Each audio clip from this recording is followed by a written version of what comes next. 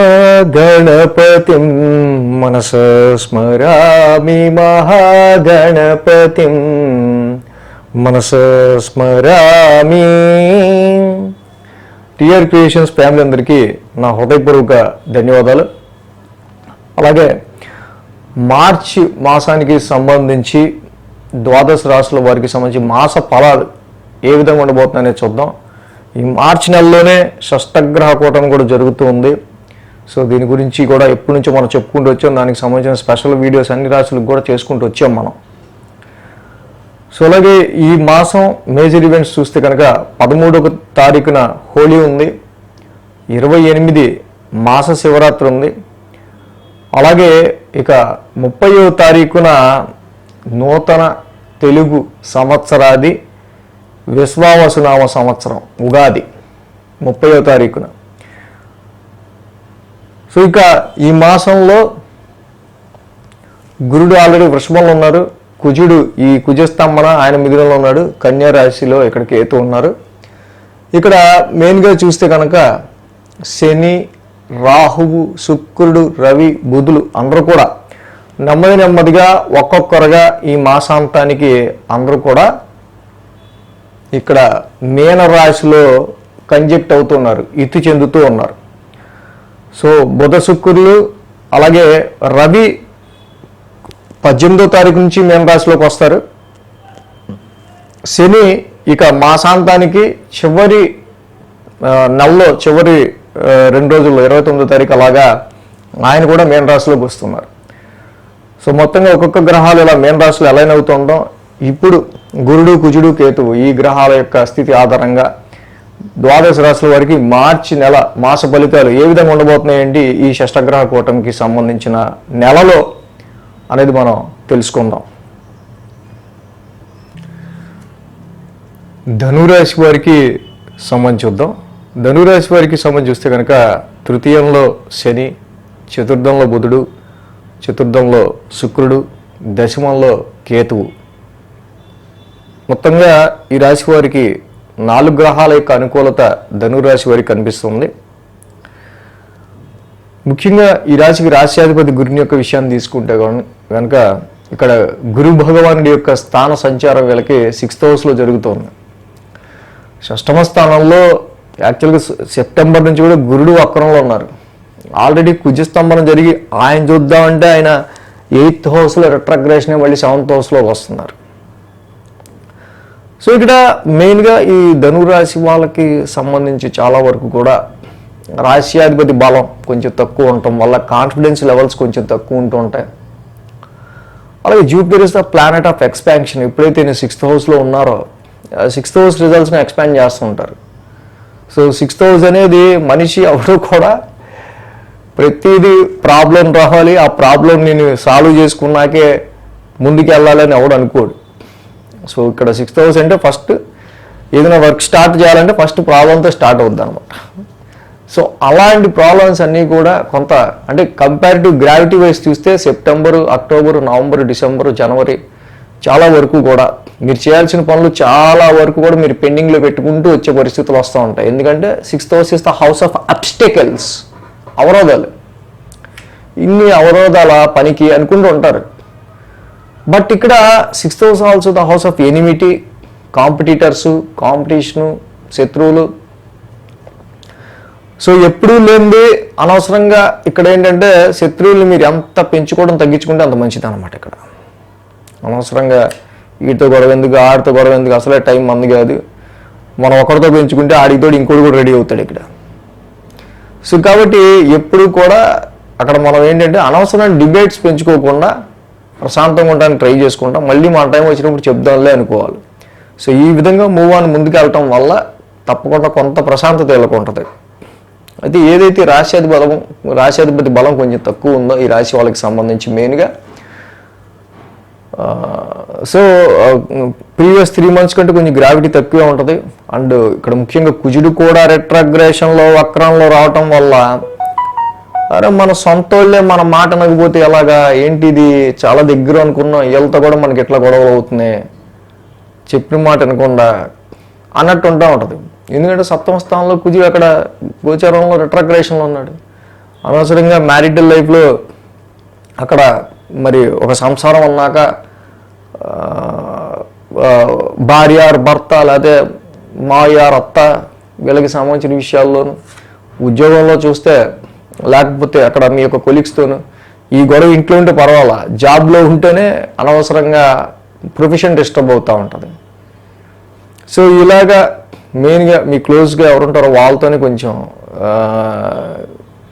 ఈ రకమైన ఎన్విరాన్మెంట్ ఉండడం కూడా కొంత ఈ ధనురాశి వాళ్ళకి ఇబ్బందిగా ఉంటాం. బట్ అట్లీస్ట్ ఫిబ్రవరి 24తో ఈ కుజుడు వక్రం కూడా కంప్లీట్ అవటం కాబట్టి ఇక్కడ అక్టోబర్, నవంబర్, డిసెంబర్, జనవరి, ఫిబ్రవరి వరకు కూడా గత 4 నెలల్లో చాలా ఒక 60% స్ట్రెస్ అయితే ఉంటుంది ఈ విషయాల్లో.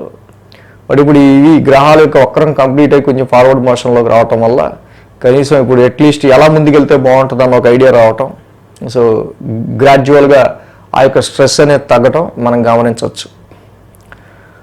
అలాగే ఈ రాశికి చూస్తే కనుక ఆల్రెడీ మా షష్టగ్రహ కూటం గురించి చెప్పుకున్నాం. ప్రతి గ్రహం కూడా ఇక్కడ 4th హౌస్లోకి వెళ్తూ ఉంది ధనురాశి వాళ్ళకి సంబంధించి. సో ఈ మంత్ ఎండింగ్ కల్లా ఇక్కడ శుక్రుడు, బుధుడు, రవి, చంద్ర, శని, ఆల్రెడీ రాహు ఉన్నారు కదా, ఇలా ఎవ్రీ ప్లానెట్ 4th హౌస్లోకి వెళ్తూ ఉండటం. So your focus and your concentration అంతా కూడా 4th హౌస్ రిలేటెడ్గా పెరుగుతూ ఉంది. అంటే డొమెస్టికల్గా ఇంటికి సంబంధించిన విషయాల్లో ఏదో చెయ్యాలి, ఇల్లు మార్చాలి, లేకపోతే ఈ ప్రాపర్టీస్కి సంబంధించి అక్కడ ఏదన్నా అమ్మేసి ఇక్కడ ఏదన్నా కొనాలి, లేకపోతే ఈ వెహికల్ తీసేసి ఆ వెహికల్ తీసుకోవాలి. సో ఇలాగా డొమెస్టికల్కి సంబంధించి అంటే కుటుంబపరమైన విషయాల్లో మనం చూస్తే బుధ శుక్రులు జనరల్గా యోగిస్తారు. ఓకే, తర్వాత మార్చి 15 వచ్చే రవి కానీ కొన్నిసార్లు అక్కడ కుటుంబంలో ఇవన్నీ చేసే లోపల మళ్ళీ ఇంటి కుటుంబంలో సభ్యులకి సంబంధించి ఏదైనా ఆరోగ్యానికి సంబంధించో వాళ్ళకి సంబంధించో చిన్నపాటి ఇష్యూస్. సో ఇవన్నీ ఓవరాల్గా మనకి సార్ట్ అవుట్ అయ్యే టైంకి 4th హౌస్ మీద ఎక్కువ ప్రెషర్ పడటం మంత్ ఎండ్ కల్లా. సో ఇవన్నీ చూసుకుంటే ఎక్కువగా వీళ్ళకి ఇన్నర్ పీస్, మానసిక ప్రశాంతతకి సంబంధించి అండ్ వీళ్ళకి సంబంధించి ముందు ఈ యొక్క ప్లేస్మెంట్కి సంబంధించిన విషయాలు, జాబ్లో అయితే స్థాన చలనాలు ఏమైనా జరుగుతాయా, వీడు ఈ ప్లేస్లో మన ఉంచుతాడా లేదా. సో ఇలా ప్లేస్ చేంజెస్కి సంబంధించిన విషయాలు, డొమెస్టికల్కి సంబంధించిన విషయాలు, గృహపరమైన విషయాలు, ఫిక్స్డ్ అసెట్స్కి సంబంధించి వీటి విషయాల మీద ఎక్కువ మోర్ కాన్సన్ట్రేషన్ పెరుగుతూ ఉంటుంది అన్నిటికంటే. బట్ కాబట్టి ఈ విషయాన్ని ధనురాశి వాళ్ళందరూ కూడా కొంచెం కూల్గా నడుస్తున్న పొజిషన్ బట్టి అబ్జర్వ్ చేసుకుంటా ముందుకెళ్తూ, సో ఫిక్స్డ్ అసెట్ తీసుకుందాం అనుకున్నామా, ప్రాపర్టీ తీసుకుందాం అనుకున్నామా, వెహికల్ కొందాం అనుకున్నామా, ఇంటినే రినోవేట్ చేద్దాం అనుకున్నామా, ఇంటికి సంబంధించిన సభ్యులకి సంబంధించి ఏమన్నా ఇష్యూనా, వీటిల్లో ఒక క్లారిటీ తీసుకొని చక్కగా మీరు దాని నుంచి మీ క్యాపబిలిటీని బట్టి అడిగేసుకుంటూ ముందుకెళ్తే తప్పకుండా ఇక్కడ ఫిక్స్డ్ అసెట్స్ మీద ఎక్కువ ఎఫెక్ట్ చూపిస్తుంది. కాబట్టి మీ యొక్క ఫోకస్ అంతా దాని మీదే ఉంటుంది. మీ క్యాపబిలిటీ బట్టి వెళ్ళండి, తప్పకుండా ఇక్కడ దానికి సంబంధించి పాజిటివ్ రిజల్ట్స్ ఉన్నాయి. ఇక్కడ 6th లో గురుడు కూడా ఉన్నాడు కాబట్టి లోన్స్ కూడా వచ్చే ఆస్కారాలు ఉన్నాయి. బట్ లోన్ తీసుకోవచ్చు, కానీ ఎప్పుడు అంటే మనం రీపే చేయగలం, మనకు అంత స్టామినా ఉంది, నథింగ్ టు వర్రీ అనుకున్నప్పుడు. సో ఈ విధంగా మొత్తంగా ఈ మార్చ్ మంత్లో ఒక గురుడి 6వ స్థాన సంచారం, కుజుని 7వ స్థానం, అంటే మనకి ఎదుటి వాళ్ళతో వచ్చే కొంత డిస్టర్బెన్సెస్ని, అలాగే ఈ యొక్క లిటిగేషన్స్ని దాటుకుంటా, అలాగే డొమెస్టికల్గా హోమ్ గురించిన విషయాల్లో ఒక ఆలోచన చేసుకుంటా ముందుకెళ్తూ ఉంటాం.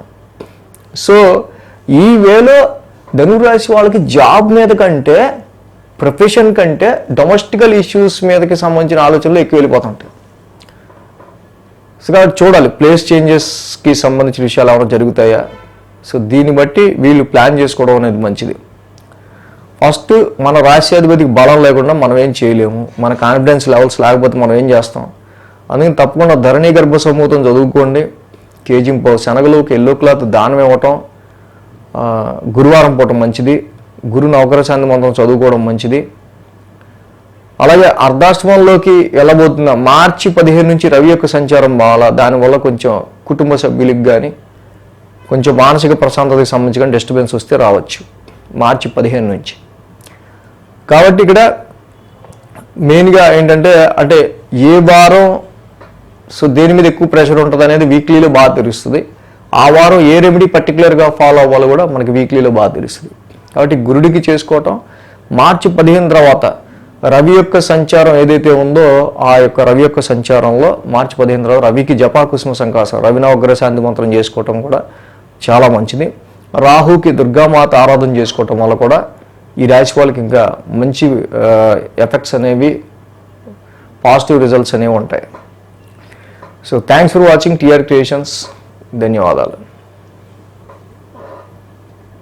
ఈ వీడియో కనుక మీకు నచ్చినట్లయితే లైక్ చేయండి, షేర్ చేయండి. మరిన్ని అప్డేట్స్ కోసం సబ్స్క్రైబ్ చేయడం మాత్రం మర్చిపోకండి.